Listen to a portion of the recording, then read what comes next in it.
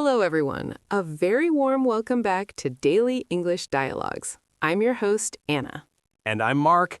It is great to be back in the studio with you all today. We hope you are having a productive week. Today, we have a really special episode planned. We aren't just talking about grammar rules or vocabulary lists today. We are going a little bit deeper. We are discussing the engine that drives your learning, your mindset. Specifically, how positive thinking can completely transform the way you learn English. That's right, Anna. I think this is a topic that is often overlooked. We spend so much time worrying about the mechanics of the language, like where to put the verb or how to pronounce the, that we forget about the psychology behind it. But actually, how you feel about your English is just as important as how much you study. Absolutely. In this episode, we are going to break down why negativity kills progress, the science behind a happy brain, and practical ways to shift your perspective from I have to do this to I get to do this. I'm ready. Let's dive in. So, Mark, let's start with the problem. I want to ask you a personal question. When you were learning your second language, and I know you speak decent Spanish now, did you ever feel like you were your own worst enemy? Oh, definitely. 100%. I remember when I was living in Madrid for a few months. I would go to a bakery to buy bread, a simple task, right? But before I even opened the door, I had this constant internal monologue, this voice in my head that was incredibly harsh. I think we all know that voice. What was it saying? It was saying things like, Mark, don't mess this up, or if you use the wrong gender for bread, they're gonna laugh at you. It was exhausting. And the funny thing is, because I was so worried about looking stupid, I would walk in, freeze up, and actually forget the word for bread. That is exactly what I'm talking about. We call that the inner critic. It's that negative commentary that amplifies your insecurities. And for language learners, that voice isn't just annoying, it is dangerous. It creates what linguists call the affective filter. The affective filter? That sounds distinctively academic. It sounds like a car part. Can you break that down for our listeners? It does, doesn't it? But it's actually a concept from a linguist named Stephen Krashen. Imagine a wall, or a filter, between you and the English language. When you are stressed, anxious, or feeling negative, that wall goes up. It becomes a barrier. So even if I am listening to a podcast or talking to a friend, the English isn't actually getting in? Exactly. The input is blocked. Your brain is in defense mode. It's too busy protecting your ego to process the grammar or the vocabulary. But when you're relaxed, happy, and thinking positively, the wall comes down, the filter lowers, and the language can flow straight into your brain. That makes a lot of sense. It explains a phenomenon I've experienced. I can understand everything when I'm watching a movie alone in my room, when I'm safe, but the moment I have to speak to a stranger, my mind goes blank. My anxiety builds that wall. Precisely. It's a physiological reaction. When you are stressed, your body produces cortisol. This chemical literally inhibits the part of your brain responsible for memory and language processing. So you aren't stupid when you forget words in conversation. You're just chemically blocked. That is such a relief to hear. I think many learners at the intermediate level get stuck here because they're perfectionists. They think, if I can't say it perfectly, I won't say it at all. Oh, perfectionism. That is the best friend of the silent killer. It tricks you into silence. You wait for the perfect sentence, but while you're constructing it in your head, the conversation has already moved on. And it's a trap, because if you don't speak, you don't practice. And if you don't practice, you don't improve. It becomes a vicious cycle. You feel bad about your English, so you stay quiet, so your English doesn't improve, so you feel even worse. Yes, and there's another aspect to this silent killer. It makes us misinterpret other people's reactions. What do you mean? Well, if I'm feeling negative and insecure, and I speak to you and you frown slightly, I immediately think, oh no, he thinks my English is terrible. But in reality, maybe you were just focusing, or maybe the sun was in your eyes. That is so true. We project our own insecurity onto the listener. I remember once speaking to a waiter who looked very impatient. I thought he hated my accent. Later, I realized the restaurant was just incredibly busy, and he was stressed about his job, not my grammar. Exactly. Negative thinking makes everything about us and our failures. So, the first step in our journey today is acknowledging that this mindset, fear, embarrassment, and perfectionism, is actually a bigger obstacle than difficult grammar rules or phrasal verbs. So we need to stop blaming the English language and start looking at how we treat ourselves. Right. We need to lower that affective filter so the learning can actually happen. So, Anna, if perfectionism is the enemy and anxiety builds that wall we talked about, how do we actually fight it? Because it is very hard to just stop worrying when you say something wrong. You are right. You can't just switch off your emotions like a light switch, but you can reframe them. Reframing is a psychological technique where you change the frame or the lens through which you look at a situation. Can you give us a concrete example of reframing in the context of English learning? Sure. Let's look at a common scenario. Imagine you are in a meeting and you say, I am agree with you, instead of I agree with you. Ouch, a classic mistake. The inner critic we talked about would usually scream, "That was basic grammar, you sound uneducated." Exactly. That is the negative frame. A positive thinker, someone with a growth mindset, reframes this. They think, I made a mistake and I noticed it. That is interesting. My brain is becoming aware of the correct pattern. I like that. It's about treating yourself like a scientist, not a judge. A judge punishes you for breaking the law. A scientist just observes the data. Oh, that hypothesis didn't work? Let's try a different one. Yes, I always tell my students, mistakes are not evidence of failure, they are evidence that you are trying. If you aren't making mistakes, you are probably staying in your comfort zone, only using the simple sentences you learned 5 years ago, and nothing grows in a comfort zone. There's another psychological concept that fits here called the spotlight effect. Do you know it? Oh yes, that is the feeling that everyone is staring at you and judging your every move, like you are on a stage with a bright spotlight on you. Exactly. When we make a grammar mistake, we think the other person is analyzing it for hours. But in reality, people are usually focused on themselves, or they're just focused on the message you're trying to convey. They probably forgot your mistake 3 seconds after you made it. Unless it was a really funny mistake. True. I actually have a story about that. When I was learning Spanish, I wanted to tell my host mother that I was embarrassed, but I used the word embarazada. Oh no, Mark. For our listeners who don't speak Spanish, what does that mean? It means pregnant. So I looked my host mother in the eye and told her I am extremely pregnant. That is hilarious. And how did you react? Did you run away? For a second, I wanted to die of shame, but then she started laughing, and I started laughing. And you know what? That moment actually brought us closer. It broke the ice. If I had been perfect and stiff, we wouldn't have had that connection. That is a beautiful point, Mark. Connection over perfection. Positive thinking changes your vibe, your energy. When you are positive and you can laugh at your own slip-ups, people want to help you. They feel comfortable around you. Whereas if you're terrified and you apologize constantly, sorry for my English, sorry, it actually makes the other person feel awkward. They feel like they have to comfort you. Exactly. Confidence is contagious. So here's a practical tip for our listeners. When you make a mistake, don't apologize. Instead, just correct yourself and move on. Or if you're stuck, just smile and say, wow, that word just flew out of my head.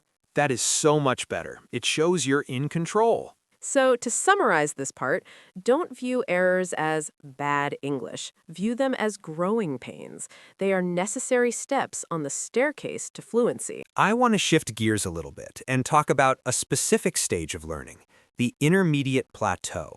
I think this is where positive thinking is needed the most and where most people give up.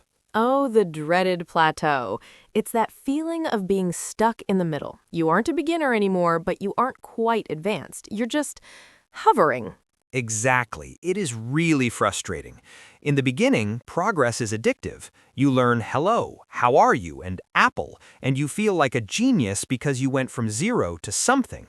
But at the B2 level, progress feels invisible. You can study for a month and feel like your English is exactly the same. That is actually a very normal phenomenon. If you look at a graph of language learning, it's not a straight line going up, it's logarithmic. At the start, you learn the most frequent 1,000 words, which cover 80% of daily conversation. That feels like huge progress. But then you have to learn the next 10,000 words just to understand the remaining 20% of the language. Precisely. You are dealing with diminishing returns. You are putting in more effort for smaller, visible results. This is where a negative mindset causes people to quit.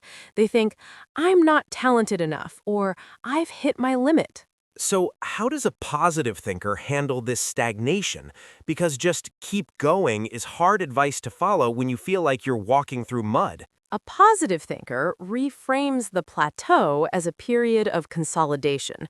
Think of it like a computer installing a massive update. The screen might look frozen, but in the background, the hard drive is spinning like crazy.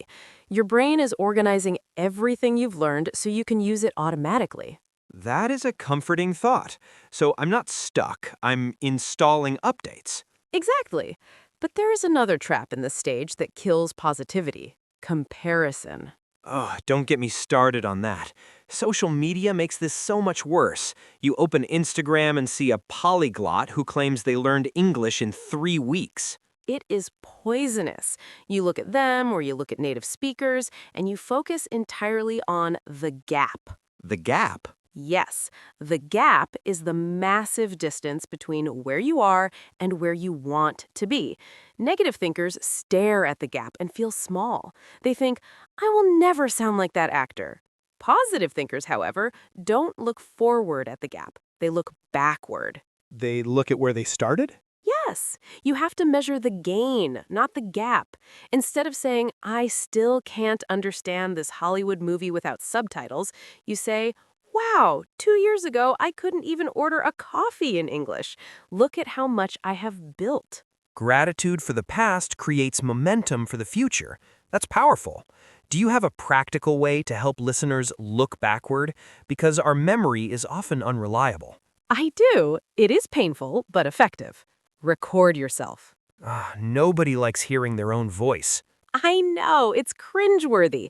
But if you record yourself speaking freely for 1 minute today, and then you save it, in 6 months, record yourself again. When you compare those two files, the difference will be undeniable. You will hear better rhythm, better vocabulary, less hesitation. That is solid proof. You can't argue with the audio file. Right. It forces your brain to acknowledge progress. And that acknowledgement releases dopamine, which makes you feel good, which makes you want to study more. So the plateau is actually just an illusion of stillness. We are moving, just more slowly. We are growing deep roots. You know Chinese bamboo? It grows underground for 5 years, building a massive root system. And you see nothing above the soil. Then, in the 5th year, it shoots up 80 feet in 6 weeks. The plateau is your root building phase. Trust the process. So, Anna, we've talked a lot about abstract concepts and psychology, but I want to get down to the actual words. We are language learners, after all. Does the specific vocabulary we use to talk about our learning actually change how we learn? That is a fascinating question, Mark. There's a linguistic concept, a simplified version of the Sapir-Whorf hypothesis, that suggests language doesn't just describe reality, it shapes reality. If you constantly use negative, heavy words to describe your English journey, your brain starts to believe that English is a threat. It's like writing code for your brain. If you write error in the code, the program crashes. Exactly. Let's look at a very common phrase I hear students use. I have to. I have to study vocabulary. I have to go to class. Right. When you say I have to, what do you feel? I feel pressure. It feels like a chore, like taking out the garbage or paying taxes. It's an external obligation. Precisely. It strips away your autonomy. Now, I want our listeners to try a one-word swap. Change have to get to. I get to study vocabulary. I get to go to class. That feels different. It implies privilege. It implies opportunity. I get to learn English reminds you that education is a gift. Millions of people would love to have the internet connection and the free time to learn a global language. When you say get to, you move from burden to gratitude. That is a subtle but powerful shift. It changes the energy from heavy to light. There's another dangerous type of vocabulary we need to watch out for: identity labels. What do you mean by that? It's when you use the verb to be to describe a temporary problem. For example, a student might say, I am a slow learner, or I'm terrible at accents. I see. By saying I am, you're making it part of your DNA. You're saying this is who I am permanently. Exactly. It creates a fixed mindset. You are telling your brain that change is impossible. We need to switch those to process statements. Instead of I am bad at listening, say I'm struggling with listening right now. Right now, that puts a time limit on the problem. It suggests that next month it might be different. And that brings us to the most magical word in the English language for learners. It's a tiny three-letter word popularized by the psychologist Carol Dweck. I think I know this one. Is it yet? Yes, the power of yet. Dweck noticed that when students failed a test, if they got a grade that said fail, they felt depressed. But if the grade said not yet, they felt motivated. That is brilliant. Fail is a door slamming shut. Not yet is an open door waiting for you to walk through. So let's role play this for our listeners. I'm going to give you a negative thought, and I want you to yetify it. Okay, I'm ready. Hit me. I don't understand phrasal verbs. They're too confusing. Okay, I don't understand phrasal verbs. Yet. I can't speak without translating in my head first. I can't speak without translating yet. I'm not confident enough to speak in public. I'm not confident enough yet. Wow, it really does change the feeling. It turns a complaint into a plan. It tells your subconscious mind, it is coming, just wait. Exactly. It bridges the gap between your current ability and your potential. I want our listeners to try this all week. Whenever you catch yourself saying, I can't, you're legally required to add yet to the end of the sentence. I think that's a rule we can all agree on. Okay, Anna, we have discussed the philosophy, the psychology, and the vocabulary. But I know our listeners. They are diligent students. They want homework. They want to know, what do I actually do tomorrow morning? I love that energy. Let's give them a toolkit. We need to move from thinking positive to acting positive. Right, because you can't just sit on the sofa and hope for fluency. You have to build habits that support a happy brain. Exactly. My first tip is what I call curate your content for joy. Curate is a nice word. It's what a museum director does, right? They choose the best art. Yes, you are the director of your own learning museum. A lot of students sabotage their positivity because they force themselves to consume content they hate. They read boring economic news or listen to dry grammar lectures because they think that is what serious study looks like. I am guilty of this. I tried to read Don Quixote in Spanish once. It was a classic, so I thought I had to read it, but I was bored to tears, and I ended up hating the language for a few weeks. That is the danger. If you are bored, the affective filter goes up. Your brain literally tunes out. You need to find English content that makes you laugh or cries or gets you excited. The rule is follow the fun. So if you love cooking, forget the textbook and watch MasterChef or The Great British Bake Off. 100%. If you are interested in the topic, your brain is so desperate to understand the content. Did the cake burn? Who won the challenge? That it forgets to be afraid of the language. The enjoyment overrides the anxiety. I love that. My tip would be to find a hype partner. A hype partner? That sounds energetic. Explain that. In hip-hop music, a hype man is the guy on stage who supports the rapper. He yells, "Yeah," and "Let's go." He gets the crowd excited. You need that for English. I see. So not a teacher. No, not a teacher. Teachers are great, but they often focus on correction.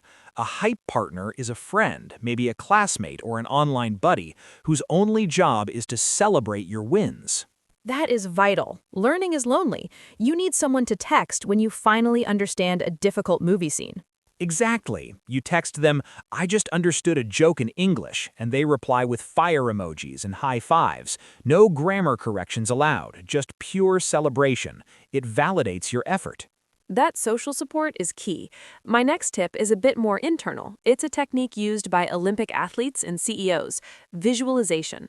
Oh, mental rehearsal. I've read about this. Swimmers visualize the perfect race before they even touch the water. Exactly, and language learners can do the same. Most learners do negative visualization. Before a meeting, they imagine messing up. They imagine the awkward silence. They stress themselves out before they even open their mouths. So how do we flip that? Let's try it right now. Listeners, if it is safe to do so, close your eyes for 10 seconds. Okay, eyes closed. Imagine you're in a cafe. You are speaking English with a stranger.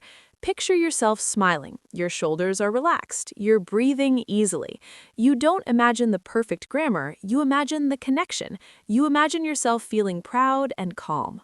You know, just doing that for 10 seconds made my heart rate go down. It primes your brain. It reduces cortisol. If you visualize success, your brain recognizes that scenario as safe when it actually happens.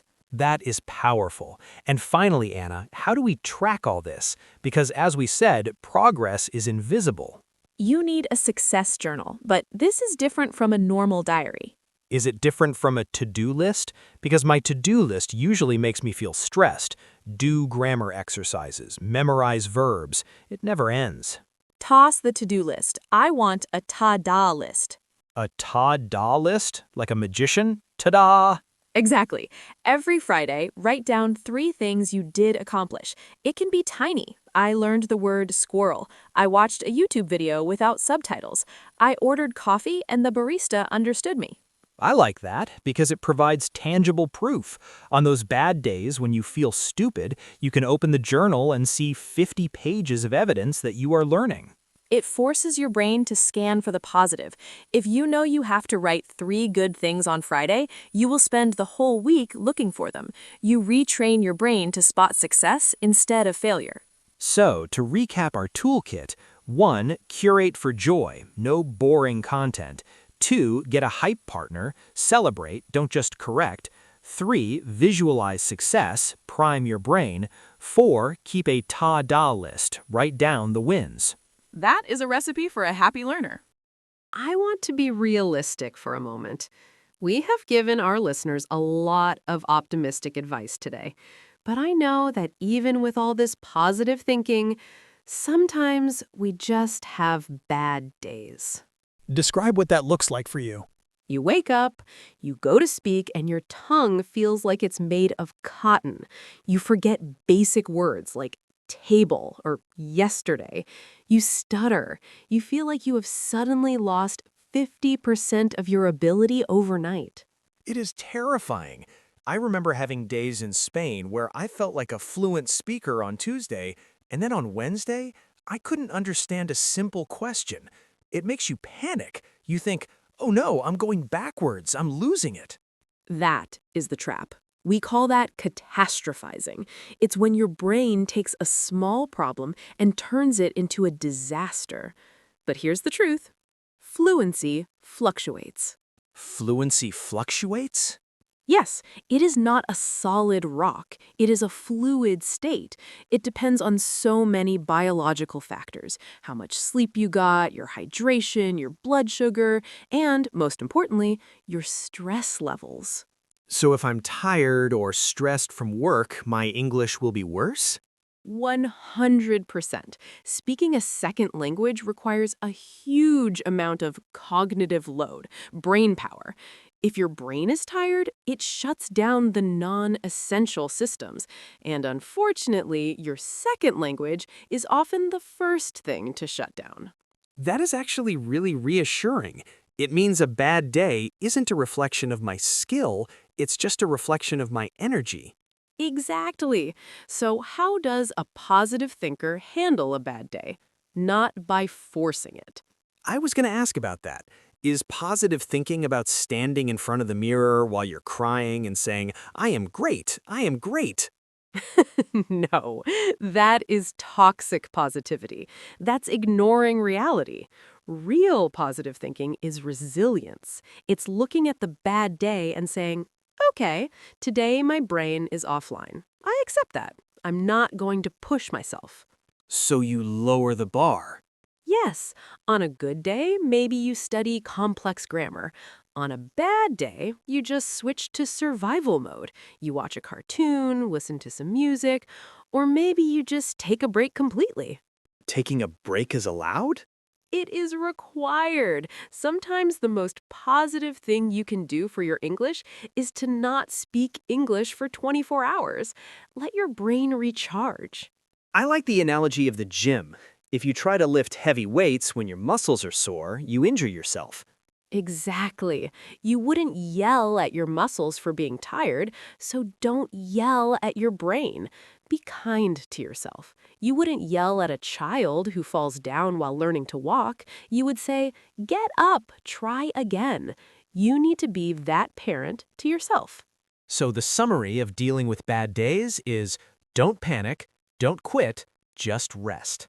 Perfect. A bad day is just a bad day. It is not a bad life, and it is definitely not a bad English journey. We have covered a massive amount of ground today, Anna, from the silent killer of anxiety to the power of yet. I hope this conversation has shown you that your mindset is just as important as your textbook. If you change your mind, you change your English. You have the power to lower that wall and let the language in. Before we go, we always like to give our listeners a small challenge for the week to put this into practice. Anna, what is the mission for this week? This week, I want you to play detective with your own thoughts. I want you to catch your inner critic. How do they do that? Pay close attention to that voice in your head. When you hear it say, I can't do this, or I sound stupid, I want you to physically stop. Take a deep breath and force yourself to rephrase it. Change I can't to I can't yet. Exactly. Or change I sounded stupid to I was brave for trying.